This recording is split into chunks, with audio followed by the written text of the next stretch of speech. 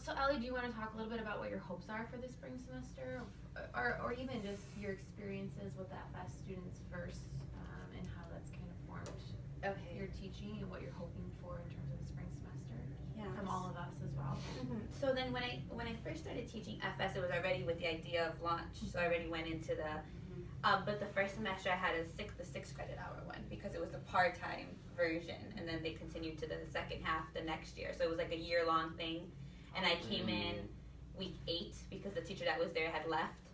So I came in week 8 to class, and I had the first half basically, and somebody else took the second half the following semester. So I feel like there it was kind of like just trying to pick up where somebody else left off. So I feel like I didn't get to do as much as my style or things that I wanted to do until last semester when I finally got the 12 credit hours. So because launch was that idea of like FS1 and FS2 together, the range of students is crazy huge. I have, this semester I had 27 students. That's a lot. Yeah, and some of them are really low, or low reading, or just cognitively behind, and then I have some people. I had 6 students skip to 101 this semester, right? And then I had 5 repeating. So the level in there, and then like 16 going straight up to English 99 or ARC, right? So the levels are huge. So sometimes it is really hard to like find readings that everyone can read, or find things. So that's why I really don't like, I do find things online a lot. Something that I feel is, when I'm looking at things, I find things that have like 8th grade to 11th grade reading level, because I feel like that's kind of something that everybody is able to understand, and if not, like at least pull apart. I haven't done very like too many, like I would say actually really difficult readings. So I feel like the range in there is really huge. So I like the idea of being able to know what I'm preparing them for, or what is considered a passing or not, especially when the lower students, they progress a lot in 16 weeks, but sometimes just not enough to go on,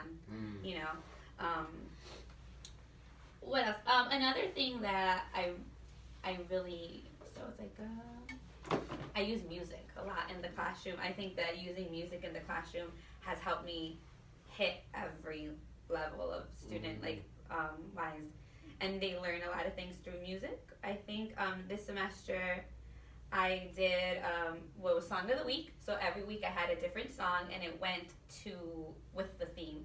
So and launch were really thematic. So like every couple weeks it was a new theme, and I stuck to that more so this semester than I did last semester, because I feel like now I had more experience. I was able to find songs to tie it in. So every week we have a new song of the week, and every day since I had them 4 days a week, the first 3 days, every day we would annotate for something different. That's how I taught them annotations. And then on the last day was their quiz based off of their annotations, to make sure that they were doing annotations right, and the songs fit the themes. And I feel that like through music, they learned a lot of things that they didn't know. I do a lot of hip hop, but I do a lot of different genres. But my students were younger this time, because it's straight out of high school students, so they were big into like hip hop music. So I did pull a lot of more hip hop and rap music this semester. They learned about the Flint water crisis, which out of my 27 students, only 1 person had heard about it. Really? And even though it was going on, so I did a song by a Chicago rapper named Vic Mensa, and he has a song called Shades of Blue, which is of the Flint water crisis. So through reading that and seeing it, they were like, oh my gosh. And then from there we read articles, and we watched a documentary and stuff, and then they learned things that they had no clue. Or they've heard the song, but they didn't even know what the song was about. Like, they knew the lyrics of the song, they liked the song, but they're like, oh, that's what it's about? Like, they thought he was just, like, rapping, it's just a song. So that was huge. And it's also, with the music, it's also, like, a taste of poetry for them. So then, we break it down and we discuss it. So music has been huge.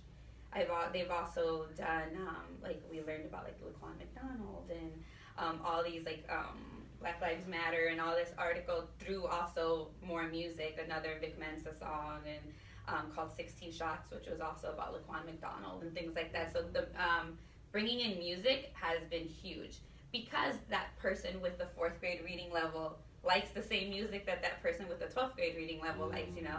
So they're able to relate, and everybody is able to pull something out of the song. So everybody brought something to the table, even if it was something more advanced. Do you like or give something. them the lyrics Yes. of it too? Yeah. So they have the lyrics of the song, and day one, so the first day that they get it, they annotate for unknown words. So that's just the first thing, and then we have a discussion of like initial reactions. What do you think this is about? Blah blah blah, right? And then so it's like 15-minute activity, and then sometimes it goes longer because the discussion gets pretty good and they want to know. And then sometimes it does take a longer, but usually it's like 15 minutes. Day two, they come and they annotate for text connections. Day three, they annotate for visualization and questioning. And then day four, I make a quiz, and the quiz will be like, write one text connection using the lyrics of the song. And then the person's like, oh, I have a text-to-text connection. This reminds me of the article that we read. So things like that. So every day we've annotated for something different, and it was a different color. And they made keys so that when they got the key, when I had the song, they had a key and everything was different. And then they moved those skills onto like their readings. So like when CRT comes, they take a reading home, right? So they have it for, my class ended on Thursday, so I would give them the reading. They would have it Thursday, Friday, Saturday, Sunday. So because we were doing this every day, they were annotating the reading every day, each day for something different. So when they brought their annotated readings for the test, there was multiple colors, they made a key, everything was something, and they were able to use that to answer the questions, use that to write summaries, because that's what the CRT is. It's like you get graded on the annotation, on the multiple choice, and on the summary writing, and then the in-class essay is separate. The in-class essay goes into portfolio, which is read separate. So their annotations, because we worked so hard on annotations and we started with something fun, like music isn't intimidating, you know? So then they're like, okay, cool, and then they're able to move those skills over Without into, even realizing. without even realizing, yeah. So which is really cool because they don't even realize that they're doing it. I'm glad you're doing summary because Yeah. I'm doing summary and I'm doing 101 right now. Yeah.